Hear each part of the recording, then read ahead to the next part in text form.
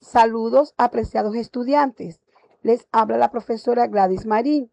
En esta oportunidad abordaremos el tema número 1 de la unidad 1, correspondiente a la unidad curricular Orientación, Familia y Comunidad. En ese sentido, el propósito de este tema es explorar el concepto de familia, diferenciando entre la familia operativa o funcional y la familia no operativa o disfuncional. Se abordarán aspectos clave como el binomio de autoridad y afecto, así como la importancia de la comunicación asertiva en el desarrollo de las relaciones familiares saludables. Además, se analizarán las características que definen a una familia no operativa, con el fin de comprender mejor las dinámicas que pueden afectar el bienestar de los miembros de la comunidad en general. Entonces, ¿qué entendemos por familia? ¿Cuál es el concepto de familia? En principio, es la unidad social básica donde las personas se desarrollan emocional, social y psicológicamente.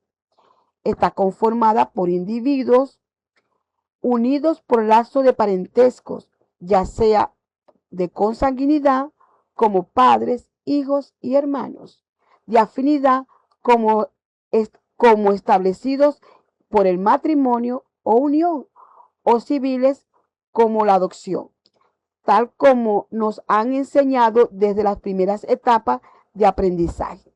La familia es la célula fundamental de la sociedad. Algunos conceptos de familia según autores clásicos son los siguientes. Freud nos dice que es un espacio ocupado por una red de relaciones decididas por una determinación biológica.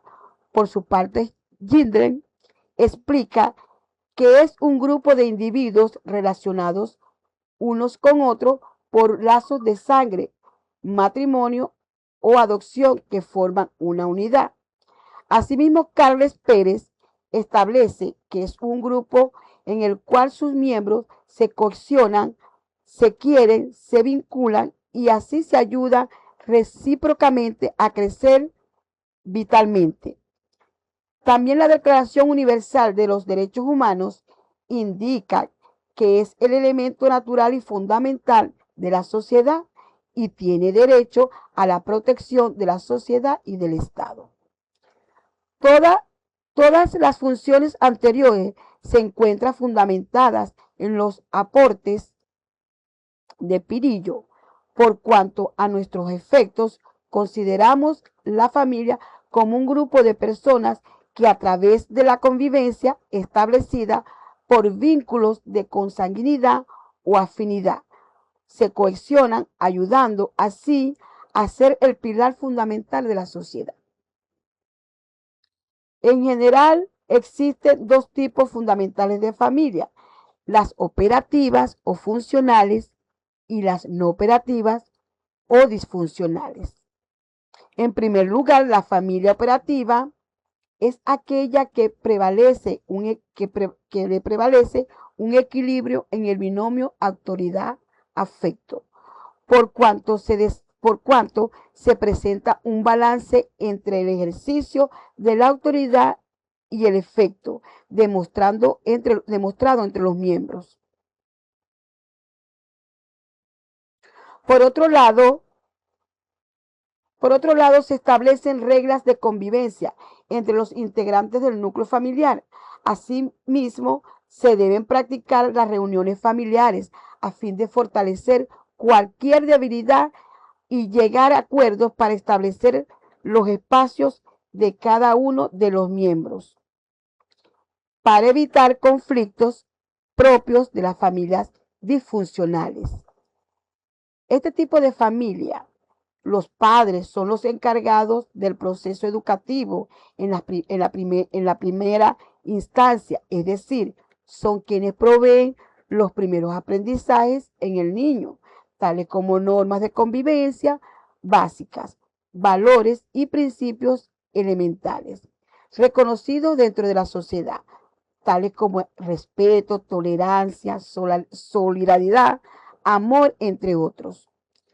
¿Cómo destacar que el vínculo fundamental de las familias es, en efecto, por cuanto debe ser fortalecido y cultivado, expresando los sentimientos y emociones de manera sincera entre los integrantes del contexto sociofamiliar? Existe un conjunto de principios que surgen de la expresión del afecto, el cual se manifiesta a través de el beso diario, las caricias, palabras afables, la aplicación operativa de castigo, es decir, de manera constructiva, por ejemplo, expresando a un hijo el por qué, él mismo sin recurrir a la violencia o palabras ofensivas, gritos, entre otros. El compartir dolor y alegría, ya que los miembros del núcleo familiar deben expresar regocijo y satisfacción en los momentos felices y también solidaridad y apoyo en los momentos de dolor, como la pérdida de un ser querido. Aprender y enseñar a pedir disculpas, debido a que esto es conducente a reconocer las fallas en el momento que se pueden presentar. Todos estos principios denotan la existencia de una educación adecuada basada en el balance entre la autoridad y el afecto.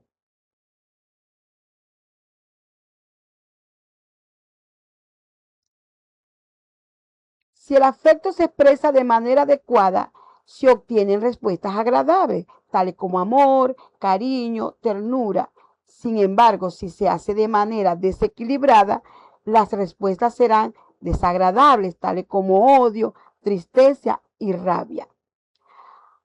Hablar de los principios de autoridad, se debe acotar que algunas actividades, normas o decisiones deben estar sujetas a la reunión familiar, es decir, de forma consensuada, para que todos los miembros tengan participación y se llegue a un feliz término.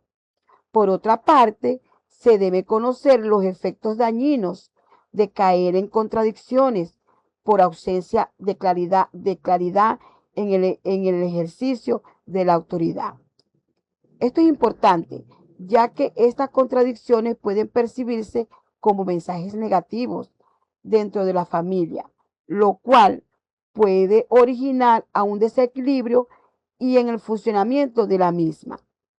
Se debe manejar el principio del respeto y la responsabilidad. Como base de lo anterior, nos preguntamos, ¿por qué es importante la reunión familiar? Es, es establecimiento de la reunión en familia.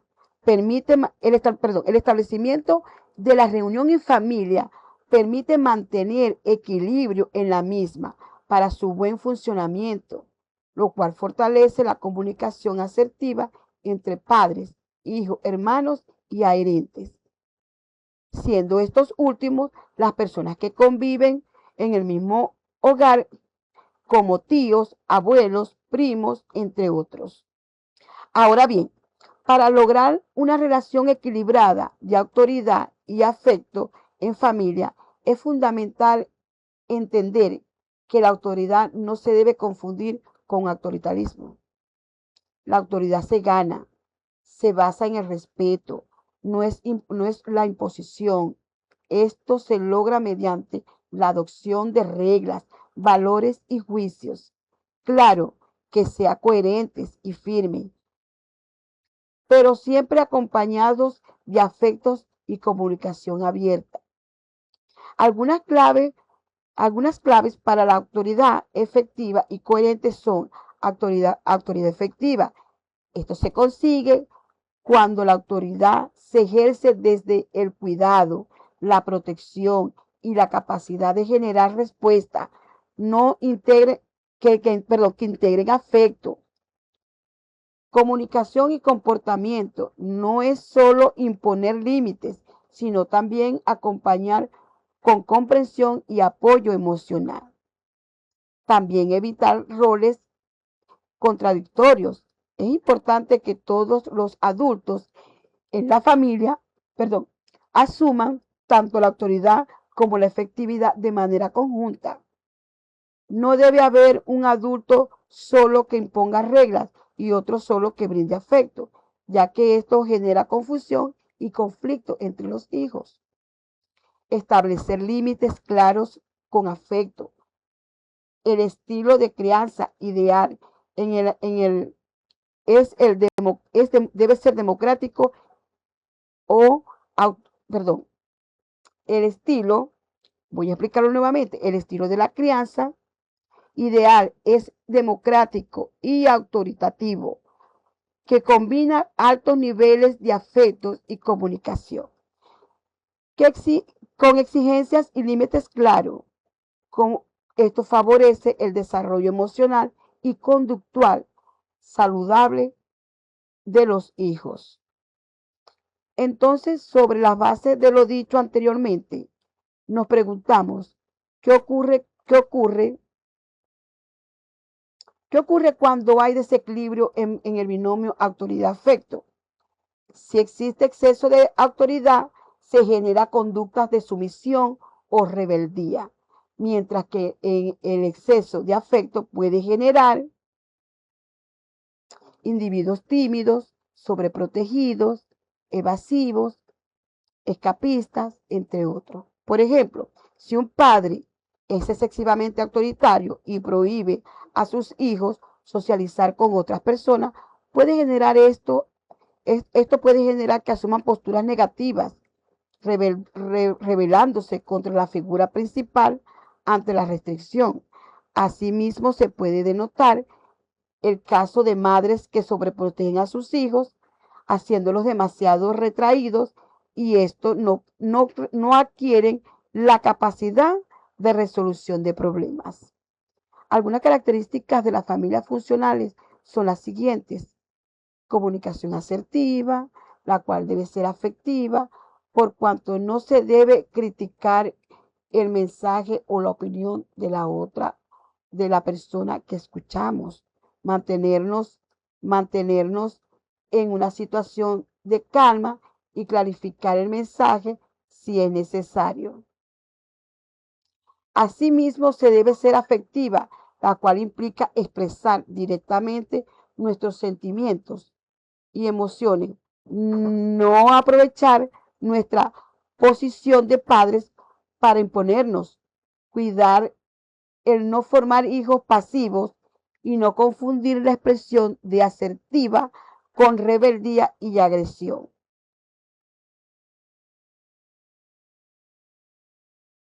Otra característica son las interacción recíproca, es decir, dar en función de lo recibido, el crecimiento socioemocional, espiritual, donde emergen las creencias, religión y cultura. Se debe de respetar también, eso también se debe de respetar. También se debe generar una convivencia armónica, la cual se debe estar basada en la paz, tolerancia y amor. En otro orden de ideas se encuentran las familias no operativas o disfuncional, las cuales presentan un desequilibrio, autoridad-afecto, la existencia de relaciones codependientes entre los miembros. Entre los miembros hay conflictos, problemas, abusos y conductas inadecuadas. Entre las características de las familias no operativas se encuentran personas psicológicamente rígidas, críticas, exigentes y desalentadoras. Se escuchan frases como no sirve para nada, eres un inútil, eres un bruto, entre otras. Presión de todos los miembros de la familia a cumplir con sus actividades, incluso adaptarse a ciertos estándares. Por ejemplo, debes casarte a los 25 años, debes tener hijos jóvenes, no reconocer sus errores. Ante una falla, los miembros son incapaces de disculparse o pedir perdón.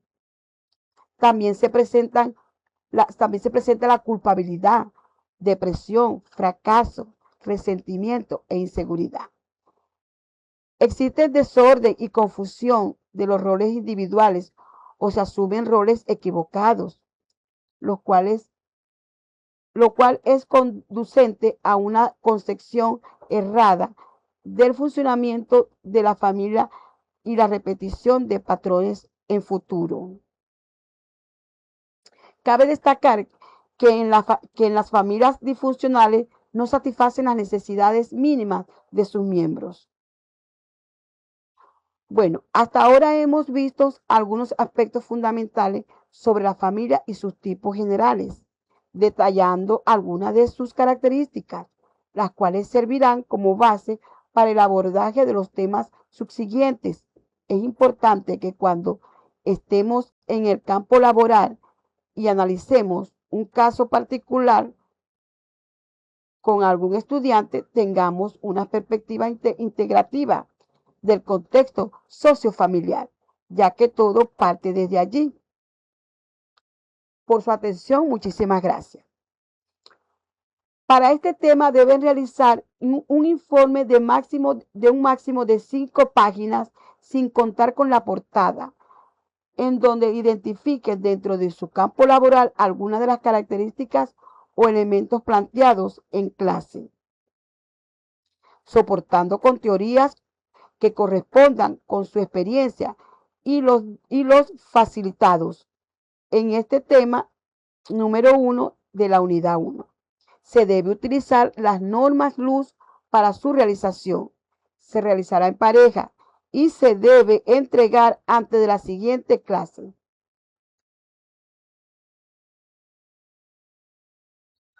Y con esto cerramos.